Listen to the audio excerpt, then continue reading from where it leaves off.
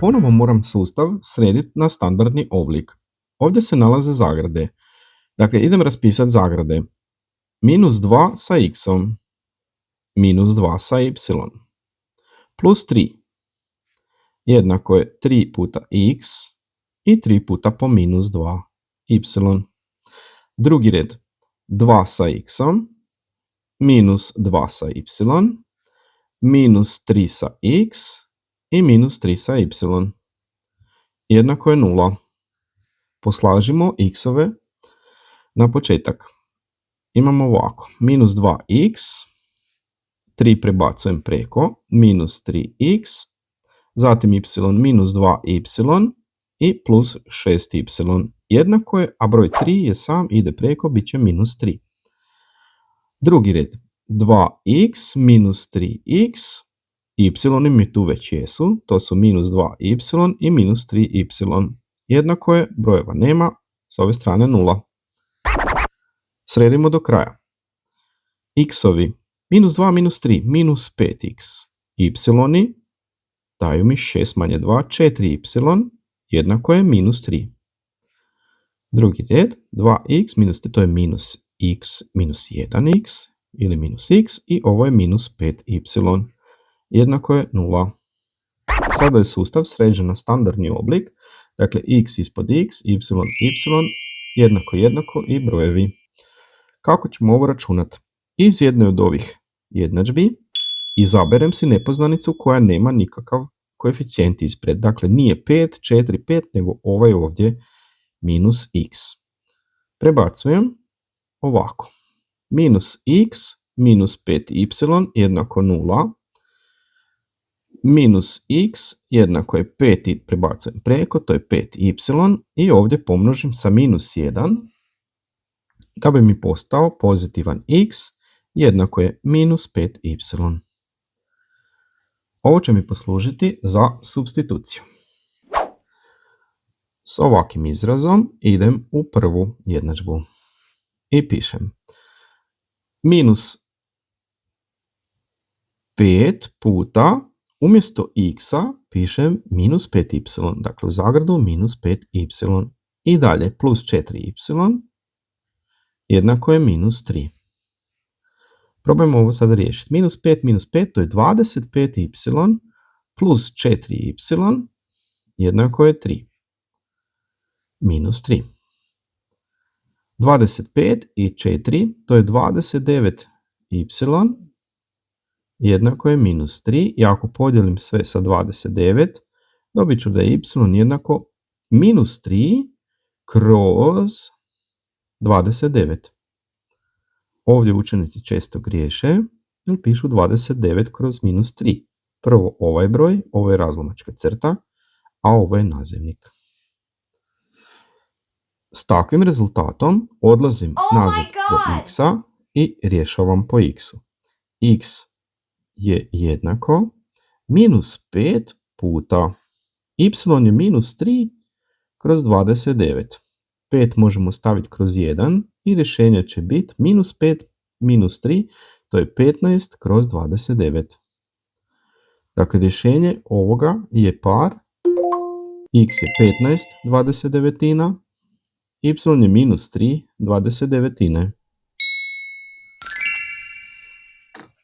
Ako je sustav zadan razlomcima, onda se trebamo prvo njih riješiti.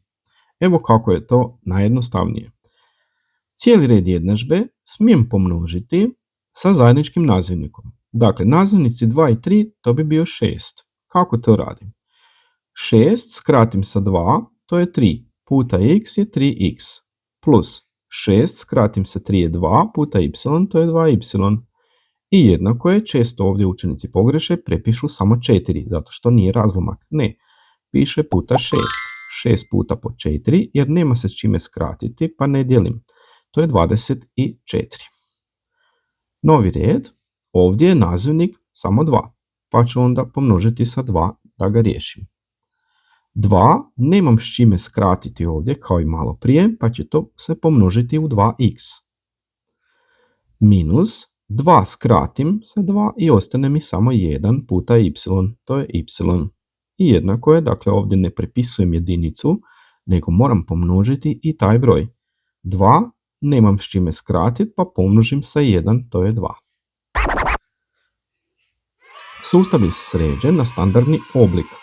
Iz druge jednadžbe ponovo vidim da mi je ovaj y bez koeficijenta osim broja -1. To mi odgovara 2x manje y jednako je 2. Ostavljam si taj minus y, a na drugu stranu ide 2 i minus 2x. Podijelim ili pomnožim sve sa -1 da mu promijenim predznake. Minus y postaje y. Ovaj 2 postaje -2 i minus 2x plus 2x. Promijenili smo predznake i y je pozitivan. Takav y, takav izraz ubacujem u prvu jednadžbu. Umjesto y, dakle ovdje prepisujem 3x plus 2 puta, umjesto y upisujem ovo u zagradi, -2 plus 2x i jednako je 24.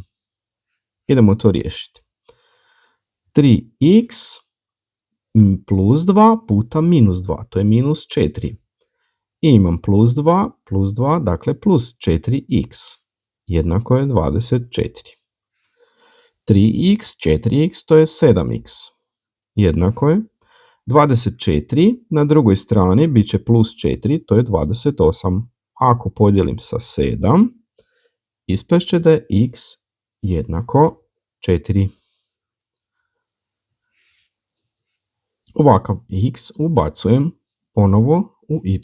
Y je jednako -2 plus 2 puta po x, dakle 2 puta 4. Y je jednako -2 plus 8. Dakle, iz ovoga mi ispadne da je y jednako 6. Par x je 4 i y je 6. Ovaj par bi trebalo i provjeriti. Da vidimo. U početak ubacujem umjesto x-a i y brojeve 4 i 6. Prvi broj je x, drugi je y. Pišem. Umjesto x-a pišem 4. 4 kroz 2 plus 6 kroz 3 jednako je 4. Druga. Umjesto x-a upisujem 4 minus razlomak y kroz 2, 6 kroz 2. I ovo mora ispasti 1. Da vidim. 4 i 2 skratim, odnosno direktno ih podijelim. 4 kroz 2, to je 2 cijela. Plus 6 kroz 3, 6 podijeljeno s 3 je 2 cijela. I trebalo bi ispast 4. Druga, 4 minus 6 kroz 2 kad se skrati, to je 3 cijela. I jednako je 1. Da li je to doista tako? 2 plus 2 je 4, dakle 4 jednako 4. Kvačica. 4 minus 3 je 1, jednako 1 i sustav je dobro riješen.